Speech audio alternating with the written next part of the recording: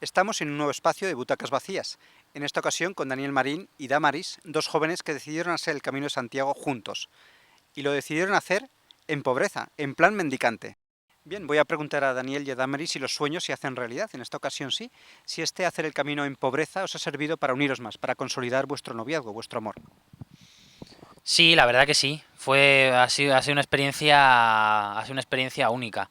Una experiencia única donde hemos visto la mano de Dios y de la Virgen, sobre todo de la Virgen, constantemente.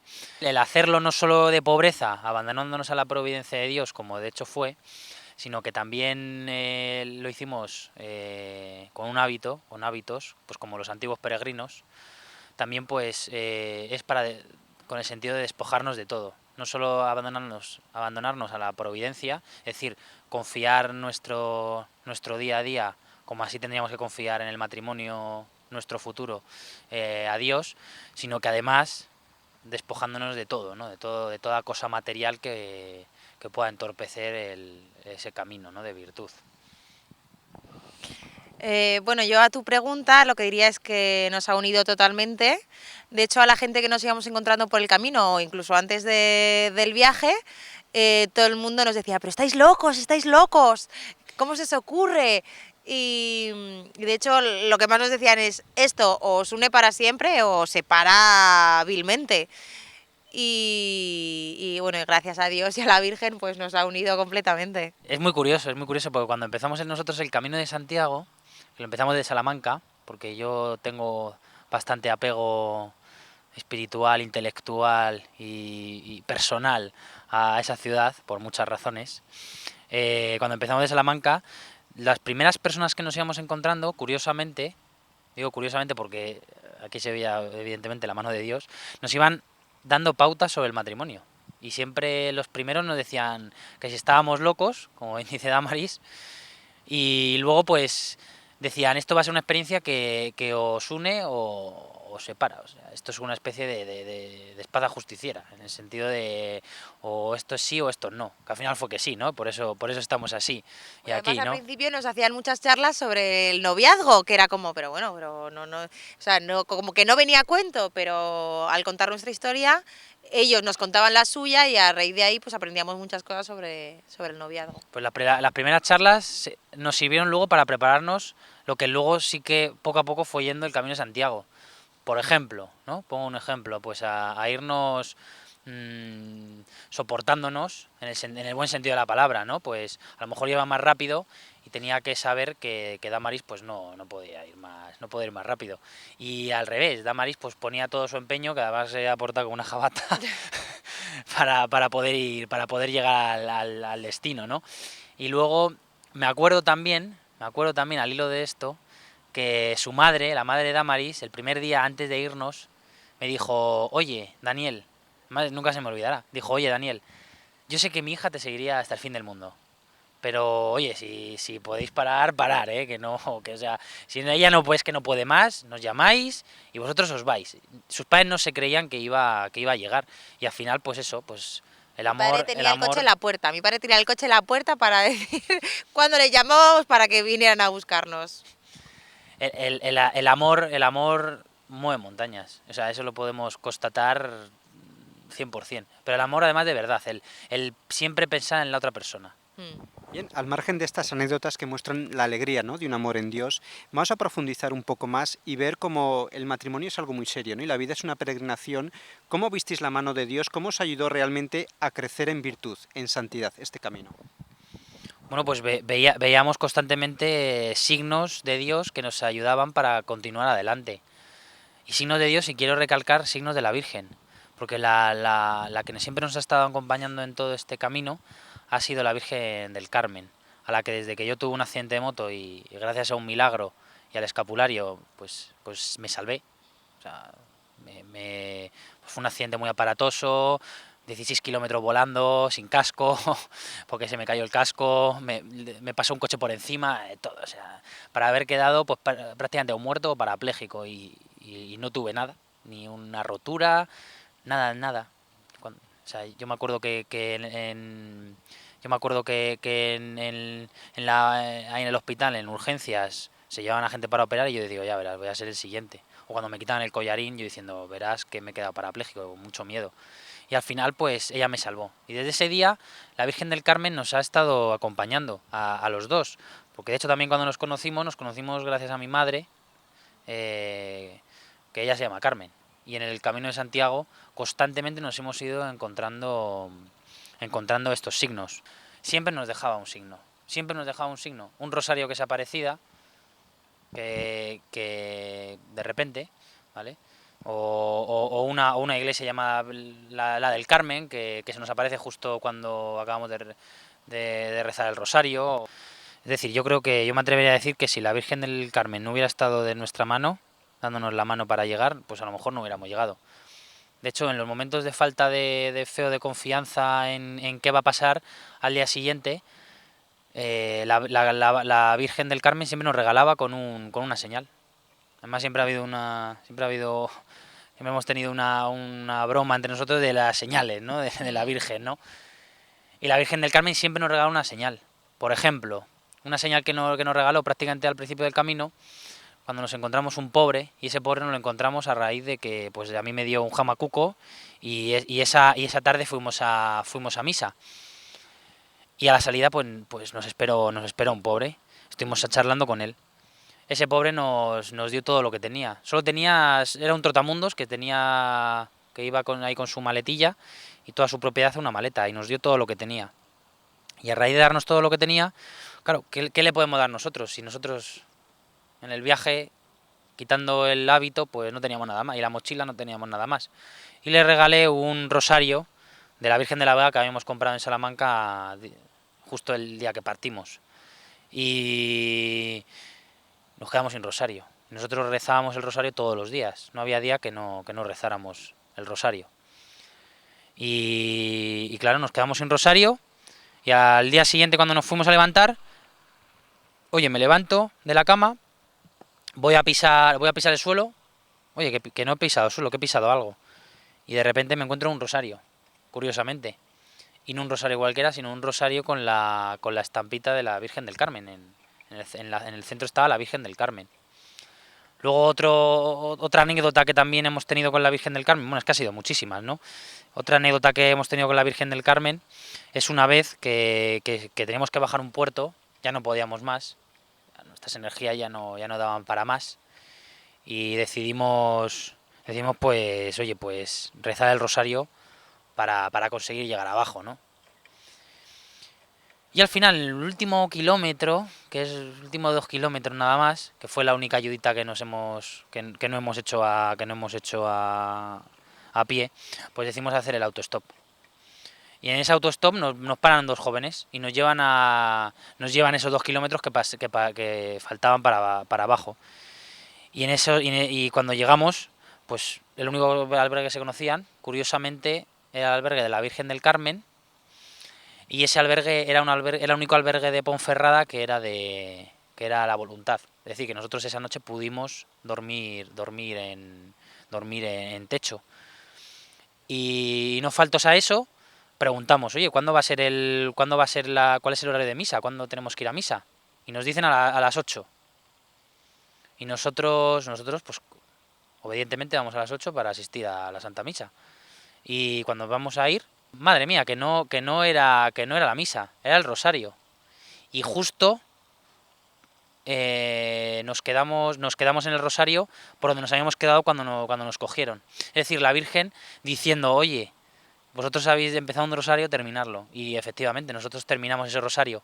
Y no en otra iglesia de Ponferrada que en la iglesia de la Virgen del Carmen, ¿no? Y Damaris, ¿tú tienes algún ejemplo de cómo la Virgen veló por vosotros? Bueno, la Virgen no nos dejó ni un día. La verdad que siempre estaba ahí. Y bueno, recuerdo que cuando ya habíamos llegado a Santiago y esa noche pues conocimos también a una mujer que tenía muchos problemas, que esa noche no tenía para cenar, así que pues muy amablemente pues nosotros estuvimos con ella, la invitamos a cenar Sí, la y, sentamos con nosotros a la cena y empezamos a y charlar con ella. sí, y ella pues también nosotros usamos también esa cena un poco para evangelizar, ¿no? Porque la verdad que ella se sentía, decía pues que Dios la había abandonado, que ella por eso no creía. Entonces contándole un poco nuestra experiencia, la verdad que ella se sintió muy, o sea, muy agradecida. Y de hecho ella llevaba una bolsa con ella y dijo, bueno, no sé por qué, sé que esto que tengo en la bolsa os lo tengo que regalar. Y sacó y de repente yo vi la cara de Daniel que se sorprendía un montón y era una virgen. Y bueno, yo la veía por detrás, vi la cara de Daniel y sabía perfectamente qué virgen iba a ser. Podía ser un cualquiera, pero no, era la Virgen del Carmen. Efectivamente, la Virgen del Carmen. Y para cerrar ese peregrinación en Santiago de Compostela el último día, porque nosotros hicimos el Camino de Santiago para que Dios bendijera nuestro futuro matrimonio. Ese fue el fin. El fin último del Camino de Santiago fue ese y no otro. Y para cerrar y culminar el Camino de Santiago, el último día antes de irnos, curiosamente, nos topamos en la iglesia de los franciscanos una boda. Y bueno, pues como queríamos ver la iglesia de los franciscanos y las bodas son públicas, pues nos quedamos sin molestar mucho atrás, en la bancada de atrás. Y curiosamente nos esperamos un poquito y curiosamente la chica que se casaba, ¿qué otro nombre podía tener sino también Carmen? Carmen, impresionante, impresionante. Al hilo de lo que estoy diciendo, ¿cómo os ayudó el camino a vivir la caridad? A hacer vida al Evangelio, no solo palabras teóricas de la Sagrada Escritura, sino hacerlo vida, compartir tu pan con los pobres, sufrir penurias como Cristo, a identificaros con Cristo y a vivir el cristianismo más en profundidad. Bueno, yo creo que lo primero es ponerse en la piel de los pobres. Cuando al día siguiente no tienes nada que comer, es muy diferente que cuando puedes abrir la nevera y comer lo que te dé la gana. Eso te hace ponerte en la piel de otra persona. Y luego, de cara al Evangelio, pues claro, nosotros siempre hemos tenido que ser los que hemos dado. Pero es que hay otro aprendizaje muy importante que es el pedir. Porque muchas veces nuestra soberbia del tenemos, pues es a veces, no siempre, ¿no? Sobre todo cuando nos sobra, es más fácil dar. Pero cuando lo que tenemos es que ponernos en una posición de no tenemos nada, no somos nada, y tenemos que ponernos en la petición de yo te necesito a ti y no tú me necesitas a mí, es una posición que también saca muchísimo aprendizaje, muchísimo aprendizaje. Bueno, yo recuerdo el principio, ¿no? El principio fue muy duro, muy duro, muy duro. Al primer pueblo al que llegamos, pues recuerdo que a las primeras 25 personas que preguntamos nadie nos ayudaba, ¿no? Y de verdad que era una mezcla de sentimientos. Bueno, yo me puse mis gafas de sol porque no quería que Daniel me viera ni nerviosa ni llorando ni nada, porque de verdad que era una mezcla de sentimientos, ¿no? Un poco ese egoísmo que tenemos un poco todos, de decir, ¿por qué me meto yo en estos líos cuando tengo mi trabajo y no tengo necesidad? Un poco eso, esa vanagloria y ese sentimiento. Y, y ver a esa gente pues que no siempre te va a ayudar, ¿no? Y a pesar de que no te vayan a ayudar, pues tampoco ni atacarles ni nada. Uno aprendía en esto, aprendías además de vivir en pobreza, el vivir con lo justo, también el tener la paciencia, porque muchas veces, también como cuando uno se hace pobre, pues muchas veces cuando te tratan como a palos, porque muchas veces nos trataban a palos, ya sea riéndose de nosotros por cómo íbamos haciendo el Camino de Santiago, ya sea ignorándonos porque no nos querían dar nada, pues tenías que aprender la paciencia y la caridad con el enemigo, que yo creo que es de las cosas más difíciles, porque lo fácil es, pues mira, este no me ha dado, y sin embargo al revés, sin embargo el decir, vamos a orar por él, Nosotros todas las noches íbamos haciendo una recopilación de las personas que nos habíamos encontrado y las que nos habían ayudado pedíamos por la intención que esas personas nos habían pedido, ¿no? Les preguntábamos. Y por las personas que no nos habían ayudado, rezábamos por su alma, sí, sí, por su alma, efectivamente. Bien, ¿cómo ese sufrimiento material y espiritual, esas rozaduras, esas caminatas tan largas, ese cansancio, ese dolor, eso os ayudó a configuraros con Cristo sufriente, a reparar por vuestros pecados y por los pecados de la humanidad? Bueno, yo pues con esas durezas o lo que tú has dicho, esos pequeños roces y todo, yo me daba cuenta que cuanto más peor estaba, más rezaba y cuanto más rezaba, mejor me encontraba, ¿no? Y un poco lo que hablábamos es que para nosotros era un camino de los tres, ¿no? De Dios, de Daniel y de Damaris. Sí, de hecho ahora siempre que firmamos los dos, firmamos de D y D. De Dios, Damaris y Daniel, siempre. Las tres D, ¿no? No solo dos, sí, sí. Mm. Y en esos momentos, pues sí, hemos caminado juntos, siempre hemos ido juntos, pero hemos sido bendecidos durante todo el camino. Y, y yo creo que lo que más me ha ayudado y donde más cogía fuerzas era rezando. La Virgen en Fátima pidió oración y penitencia. ¿Cómo pudisteis hacer las dos cosas en el camino, ¿no? Por un lado rezar y por otro lado ofrecer esos sacrificios, ¿no? ¿Y qué tipo de oraciones rezabais? Bueno, yo creo que el propio camino ya significa una penitencia, no, aunque luego se aplicaba o se individualizaba en pequeños sacrificios diarios dentro de la propia acción del camino, pero ya el propio camino era esto, ¿no? O sea, no era una cosa nada fácil. Era una penitencia en el sentido y un sacrificio en el sentido de yo me pongo en tus manos, Señor. Esto era la cuestión. Respecto a las oraciones que comentas, pues rosario diario, misa cada vez que podemos, porque por desgracia muchas parroquias, como son de pueblos y hay un cura o un sacerdote para cada X parroquias, pues no siempre las encontrábamos abiertas. Entonces, cada vez que podíamos, lo primero que preguntábamos es ¿dónde hay misa? Si hay misa. Y si hay misa, pues asistíamos, ¿no? Y luego todas las noches también rezábamos, como te he comentado antes, por las intenciones de las personas que nos encontrábamos. Cuando nos encontrábamos una persona que nos ayudaba, le pedíamos, le decíamos, ¿no? Oye, ¿tú por qué intención quieres que recemos, no?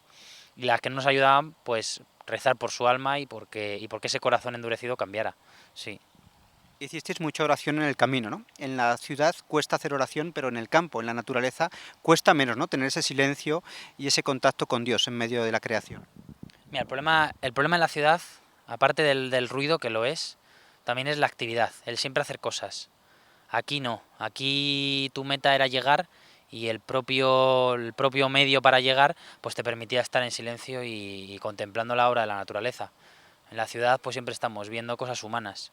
Sin embargo, en la naturaleza pues tienes que aprender a respetar los ritmos de Dios con el día y la noche, tienes que aprender a respetar el frío, el calor, el cansancio de tu propio cuerpo. Tienes más contacto con las cosas naturales. Em, y luego, sobre todo el tiempo. El tiempo es primordial. Claro, en el Camino de Santiago tienes tiempo para pensar, tiempo para orar, cosa que el ritmo de la actual sociedad pues no te lo permite. Porque al final te levantas, mal desayunas, vas al trabajo, trabajas muchas horas, muchas veces más de las que pone en el contrato, y después pues llegas a casa rendido a dormir y a seguir con ese ritmo que no te permite en ningún momento dedicarlo a Dios prácticamente. Por cierto, gracias al camino conseguiste el trabajo, ¿no? Eso fue otro regalo de la providencia. Sí, eso fue un regalo de la providencia, efectivamente. Eh, Esa fue una de tantas en las que hemos visto la mano de Dios. Nosotros, una de las veces que teníamos que subir un puerto a Ocebreiro, pues ya era de esas veces que estábamos también cansadísimos, porque claro, date cuenta que nosotros pues no descansábamos en buenos sitios ni comíamos buena comida, ¿no? Y luego además teníamos que cargar más peso del normal, porque llevábamos a veces un poco más de equipaje de lo normal o de una persona que se toma el Camino de Santiago de otra manera, ¿no? Entonces en esta cuesta hubo solo una vez que nos cambiamos de acera para ir en sentido igual que los coches. Y esa única vez fue cuando se paró un coche para pedirnos, oye, para decirnos si qué pasaba, si podíamos ayudar, lo que sea, lo que tal. Y de ahí surgió una amistad, una comunicación. Ese día esa gente nos invitó, ellos pasaron de largo, nos invitaron luego a comer porque nos encontramos y casualmente nos habían visto ellos días anteriores. Pues resulta que las dos personas que nos pararon, uno era el padre de unas alumnas de Damaris, de unas chicas pequeñas que habían sido alumnas de Damaris, y el otro era el que me ofreció el trabajo, que curiosamente también había trabajado justo en el mismo edificio que estaba yo en Intereconomía. Y de ahí pues, oye, ¿por qué hacéis el Camino de Santiago? Nosotros hacemos el Camino de Santiago porque queremos que Dios bendiga nuestro futuro matrimonio. Pero claro, para el futuro matrimonio necesitas tener una estabilidad económica. La estabilidad económica, como varón, pues la tengo que llevar, ¿no?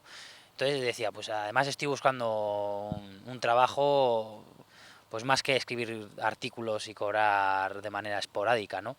Y entonces él me dijo, curiosamente tengo una chica que se acaba de ir de la oficina y estaba buscando una vacante. Justo la semana anterior se había ido. Te ofrezco un trabajo, escríbeme dame tu currículum y hablamos a tu vuelta. A mi vuelta le escribí el correo electrónico, le di el currículum y tuve la entrevista, pasé la primera, pasé la segunda y ahí estoy, trabajando ahora donde trabajo, sí. La oración, Damaris, si está bien hecha, tiene que llevar a un propósito, a querer ser mejor persona y mejor cristiana. ¿Qué propósitos hicisteis en el camino?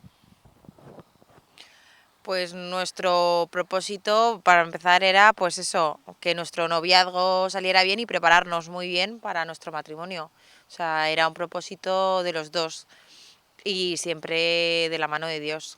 Queríamos que él nos enseñara y en realidad es que era un aprendizaje constante porque no solo mediante la oración, sino de la paciencia, porque evidentemente estábamos cansados, no sabías si ibas a comer o no y claro, todos duchaditos, por la mañana bien comidos y todo eso somos muy simpáticos, pero el día que estás cansadísimo de andar, que no sabes si vas a comer, que no sabes si vas a dormir, pues ahí, pues a pesar de que a lo mejor no te conteste como tú quieres que te conteste, pues no sé, decir, el amor es lo primero y saber que la unión de los dos será lo más importante. Daniel, tú que amas la tradición de la Iglesia, ves el Camino de Santiago como algo muy grande, una tradición secular en Occidente, ¿no?, que ha dado muchos frutos de santidad a lo largo de los siglos. Sí, por supuesto. El Camino de Santiago, bueno, se ha retomado hace prácticamente décadas. Antes estuvo abandonado, pero siempre ha sido un vaivén, de arriba a abajo. Lo que pasa es que sí que es verdad que actualmente no hay que dejarse engañar tampoco, Javier, por las cifras de cuántos peregrinos llegan a Santiago procedentes de un montón de partes del mundo, porque la mayoría ni siquiera lo hace con el sentido realmente de camino, ¿no?, sino puro senderismo para ver el paisaje, lo bonito que es y poco más, ¿no? El Camino de Santiago, como debe hacerse, es con el fin que pusieron los primeros papas cuando esto se inauguró, que es adorar a las reliquias del apóstol, que gracias a Dios las tenemos en España, porque les fue evangelizado de nuestra península, y además de eso pedirle algo, alguna petición que tengas por una intención personal de otro, y además también dar las gracias por algo, ¿no?, que tengas. Damaris, ¿qué sentiste al llegar a la Puerta Santa, cuando habías acabado el camino, ¿no? Llegar, ver un poco como la puerta del matrimonio, la puerta del cielo. Uf, qué pregunta más difícil.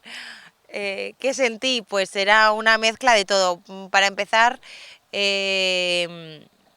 ha sido también una lucha constante conmigo misma porque o sea, igual que mis padres no pensaban que yo fuera a terminar, yo en muchas ocasiones a veces no sabía cómo decirle que no sabía si iba a poder terminar, ¿no? Porque era muy duro, muy duro, muy duro. Es verdad que cuanto más yo veía que nos íbamos acercando, más me iba animando, ¿no? Y la verdad que al llegar es que es indescriptible, la verdad. Es una mezcla de sensaciones, ya no solo contigo, con Dios, con Él, los tres juntos. La verdad que es que no tengo palabras, solo de pensarlo me emociono. Además, además acompaña mucho la ciudad, ¿no? Con ese arte tan característico que tiene, ¿no? Un arte muy propio de Santiago de Compostela. Y ver cómo uno se va adentrando a ese misterio de la ciudad compostelana es algo maravilloso, ¿no? Cómo haber dejado atrás jornadas tan complicadas y a la vez tan bonitas, porque esto un poco es la vida, ¿no? La analogía de la vida, ¿no?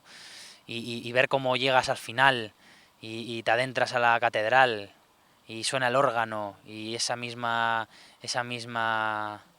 día te pone el botafumero, tuvimos esa suerte Sí. de que pudimos el botafumero y era algo como impresionante, Y el impresionante. apóstol está ahí, te puedes abrazar y la verdad que es una mezcla pues eso, de emoción, de ver todo lo que has luchado, de estar allí, de ver todo lo que te ha ayudado, porque es que Dios, el apóstol, la Virgen no nos han abandonado ni un segundo. Y, y a pesar de todos los miedos que hemos tenido, porque es que es inevitable, a pesar de tú ir viendo las señales, el humano es débil y no dejas de tener ese miedo, pero es como llegar a en ese momento a una confianza máxima, a un agradecimiento, a un gracias por apoyarnos todo el rato. Daniel, ¿qué supone Santiago para la cristiandad? Tú llevas en la solapa del traje la insignia de Santiago. ¿Por qué tienes tanta devoción a Santiago como español, como caballero español?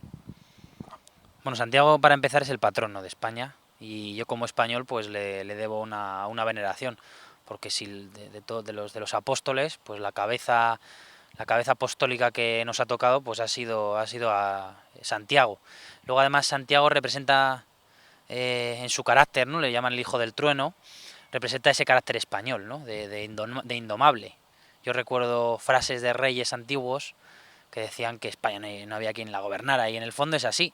De hecho, somos de los pocos países pues que gracias a Dios potencias extranjeras difícilmente han conseguido entrar. Y si han conseguido entrar, como desgraciadamente ese episodio en el que los musulmanes, por una decadencia de los visigodos, entraron, pues han tenido sus siglos contados al final. Y representa ese carácter combativo de España. Sí, sí, combativo de España a favor de Cristo, como tal y como el apóstol hizo. Es una pena que tengamos que ir acabando esta entrevista. Damaris, Daniel, animar a otras parejas jóvenes que vivan un noviazgo santo, un noviazgo puro y que hagan el camino, también que vivan esta experiencia como vosotros. Bueno, yo los animo a todos, porque yo pensaba que, bueno, que yo, con lo milindris que soy, de hecho me llamaba el mantequillita, no te digo más, em, no solo te ayuda a ti mismo, sino a estar, a unirte más a tu pareja y a estar en unión con Dios. Y, y que es una gran prueba para saber si estáis hechos el uno para el otro y para toda la vida. Yo, Javier, se lo recomendaría a todas las parejas. Yo, fíjate lo que te diría, que yo creo que además de los... Y esto que voy a decir es muy fuerte, Javier, pero yo creo que además de los cursos prematrimoniales, que al final son charlas que te da un sacerdote y a veces los sacerdotes ni siquiera lo hacen como deberían, aunque hay que decir que se haga como debería, eh, yo casi lo pondría obligatorio a todas las parejas, porque es un sí o un no. Es un sí o un no. Además, el Camino de Santiago es una analogía de lo que va a ser el futuro matrimonial, tanto espiritual como materialmente hablando, y eso va a determinar una pareja. Si sale con éxito y realmente Dios ha bendecido ese futuro matrimonio, de ese noviazgo, pues ese matrimonio de la mano de Dios va a tener mucho éxito. Si ese Camino de Santiago, por lo que sea, pues termina mal, es que esa pareja estaba destinada estaba destinada por Dios a no estar unida, ¿no? Ya para finalizar, ir pensando alguna cosa esencial del camino que haya podido quedar en el tintero, alguna idea que queréis transmitir a las personas que vean este vídeo. Yo más que añadir alguna cosa más, sí repetir lo importante que es el ser conscientes de que la Divina Providencia está al lado nuestro y dejarse abandonar por ella plenamente. Tanto en los momentos buenos para agradecer, en el camino aprendías a ser muy agradecido porque no teníamos de nada, tanto en los momentos malos para confiar en ella. Eso sí que lo quiero no añadir, sino recalcar mucho, porque es una escuela de vida, no solo para el camino, sino para la vida en general. Yo pensaba exactamente lo mismo, confiar en Dios. Sí, la confianza en Dios, sí. Bien, hemos finalizado este testimonio tan bonito de esta pareja católica que han vivido el camino cristianamente. Lo han vivido en pureza, lo han vivido en pobreza y esto les ha servido para fortalecer su noviazgo, ¿no? Y para dar ejemplo a otras parejas jóvenes que se puede vivir santamente, se pueden preparar bien para el santo matrimonio.